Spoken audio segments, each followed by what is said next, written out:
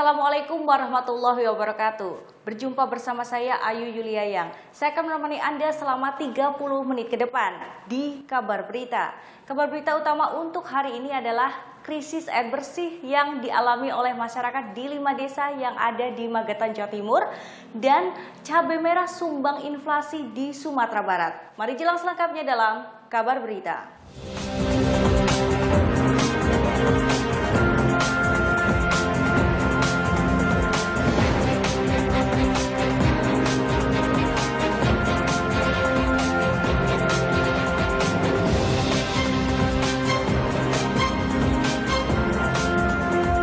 Penggemar rasa pedas cabai pada masakan, khususnya yang ada di Kota Padang dan Bukit Tinggi, sepertinya harus siap untuk merogoh kocek yang lebih dari biasanya. Pasalnya, harga cabai mengalami kenaikan akibat kurangnya pasokan dan faktor cuaca. Penggemar berat rasa pedas cabai pada masakan, khususnya di Kota Padang dan Bukit Tinggi, siap untuk merogoh kocek yang lebih dari biasanya. Pasalnya, harga cabai mengalami kenaikan karena adanya perkiraan kurangnya pasokan akibat faktor cuaca. Badan Pusat Statistik Sumatera Barat mendata pada Juni 2019, Kota Padang dan Bukit Tinggi mengalami inflasi 1,07% dan 1,28%. Angka inflasi keduanya jauh lebih tinggi daripada inflasi nasional yang hanya 0,55% pada Juni 2019 ini. Kepala BPS Sumatera Barat, Sukardi, menyatakan bahwa cabai merah menjadi komoditas yang menjadi penyumbang kedua kota tersebut. Sumbangan inflasi dari komoditas cabai merah 0,85% untuk Kota Padang dan 0,96% untuk Kota Bukit Tinggi.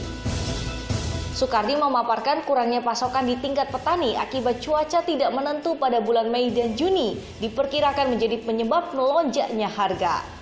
Terlebih lagi pada bulan tersebut, permintaan cukup tinggi. Panennya itu mungkin sangat tergantung kepada cuaca atau musim, ya, musim. Sementara itu permintaan di bulan Ramadan dan Lebaran cabai itu kan tinggi, ya. Jadi kalau permintaannya naik, kemudian supply-nya turun, ya, maka harga cabainya, harga komoditas naik. Lanjut, Sukardi menambahkan, berdasarkan laju inflasi tahun kalender dari Januari hingga Juni 2019, inflasi untuk Kota Padang dan Bukit Tinggi masing-masing sebesar 2,51% dan 1,81%. Sementara, laju inflasi pada Juni 2019 terhadap Juni 2018 sebesar 9,55% untuk Kota Padang dan 4,09% untuk Kota Bukit Tinggi. Ironis memang melihat inflasi yang ada di kedua kota tersebut. Namun, ternyata inflasi juga dialami untuk 22 kota dari 23 kota di Sumatera. Hanya satu kota saja yang mengalami deflasi. Dari Kota Padang, Sumatera Barat, tim Kabar Berita TTV mengabarkan. Beralih dari inflasi cabai merah yang terjadi di Sumatera Barat, kita ke sesuatu yang unik di Probolinggo, Jawa Timur.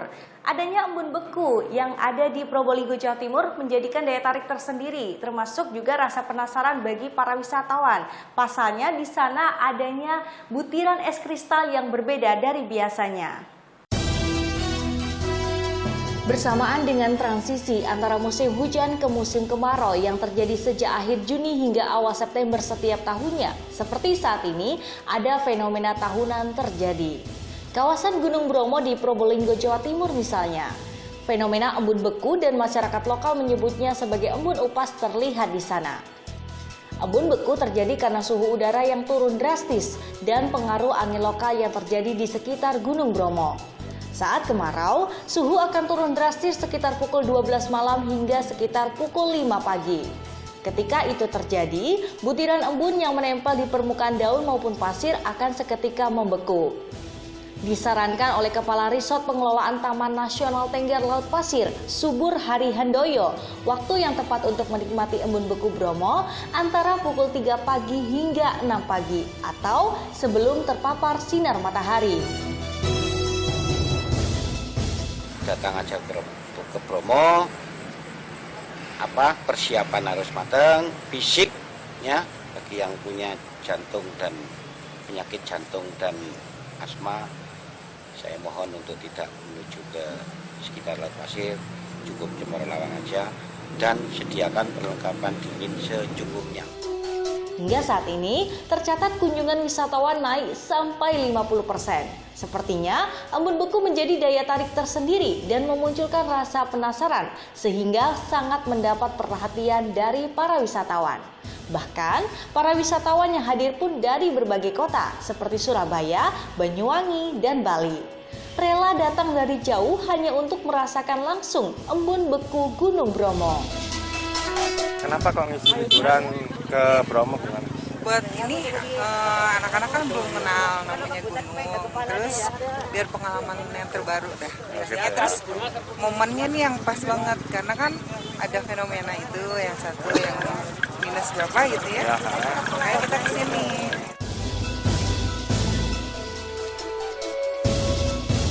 Gunung Bromo tidak hanya memberikan daya tarik pada embun bekunya, pemandangan sunrise pun menjadi keindahan tersendiri. Menjadi salah satu lokasi yang tepat untuk menikmati sunrise. Puncak Mentigan pada Gunung Bromo sangat indah dengan pemandangan sunrise, nuansa alam, dan jauh dari hiruk-pikuk kehidupan kota. Biasanya, usai menikmati sunrise, para wisatawan melanjutkan perjalanan menuju bagian lereng Bromo atau lokasi tepian laut pasir dan padang savana yang belum terpapar sinar matahari. Di lokasi inilah embun beku dapat ditemukan. Dari Probolinggo, Jawa Timur, tim Kabar Berita TTV mengabarkan. KPPU masih menyelidiki dugaan kasus monopoli yang dilakukan oleh dua penerbangan besar yaitu PT Garuda Indonesia Tbk dan Lion Group. KPPU telah memanggil Direktur Utama PT Garuda, Ari Askara, yang diduga telah rangkap jabatan di dua maskapai.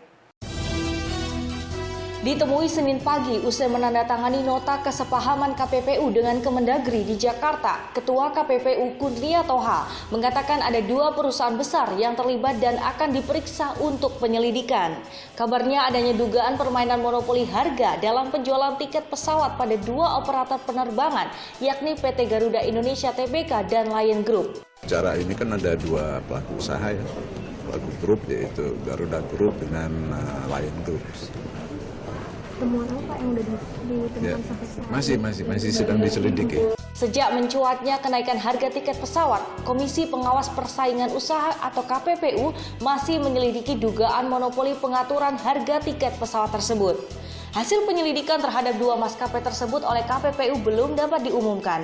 Dijelaskan oleh Kurnia, temuan KPPU akan diumumkan ke publik ketika sudah dianggap cukup bukti dan hasilnya nanti dibuka dalam persidangan. Pemanggilan terhadap Direktur Utama PT Garuda, Ari Askara pun sudah dilakukan. Pemanggilan mengenai dugaan rangkap jabatan di dua maskapai sekaligus ditujukan kepadanya.